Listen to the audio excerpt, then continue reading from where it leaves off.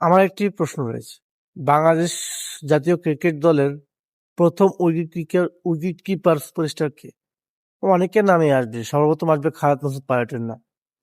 এরপর আসতে পারে লিটন কুমার দাস, নূর হাসান সোহান, জাকের আলী কিংবা মুশফিকুর রহিম। তবে আমার কাছে বাংলাদেশের প্রথম উইকেট কিপার সুপারস্টার হলেন মুশফিকুর রহিম। কেন বলছি জানেন?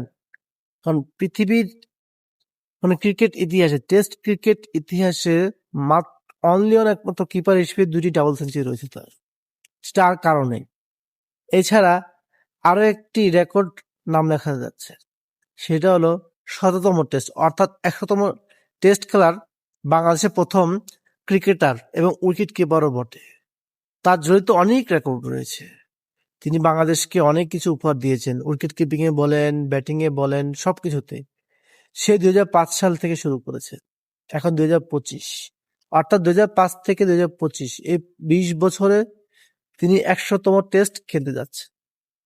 তার চেয়ে বড় কথা হলো তিনি বাংলাদেশের একজন জীবন্ত কিংবদন্তি এবং পঞ্চপাণ্ডবের একজন। এখন বলতে পারেন যে লিটন কুমার দাসও তো বর্তমান সুপারস্টার রয়েছে, কিন্তু আমাদের অনুশাসন শর্মা ভালো উইকেট কিপিং করেন। তার কথা কেন বলছি? তিনি এখন তো ওয়ানডে তো অনেক আগে অবসর নিয়ে নিয়েছেন, টি-20 থেকেও নিয়েছেন, এখন শুধুমাত্র রয়েছে টেস্ট ক্রিকেটে তিনি উইকেট কিপিং করেন। হ্যাঁ, এখন হয়তো তিনি করেন না, কারণ তরুণদেরকে সুযোগ করে দিয়েছে।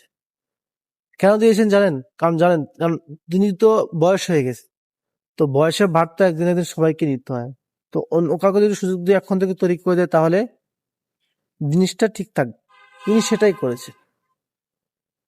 অনেক অনেক তার রেকর্ড রয়েছে, আমার এখনো মনে আছে। সে নিজাস ট্রফি, তার বিখ্যাত ইনিংসটার কথা আমার আজও মনে আছে। তার সে মহাকাব্যিক ইনিংসের কারণে আমরা ফাইনাল খেলেছিলাম, যদিও ম্যাচটা আমরা হেরেছি, ফাইনাল ম্যাচ। কিন্তু মুশফিকুর রহিমের নাম আলাদাভাবে বলতে হয়। এই ১০০ টেস্টের ভিতর তিনি অনেকগুলো টেস্ট ম্যাচ জিতিয়েছিলেন।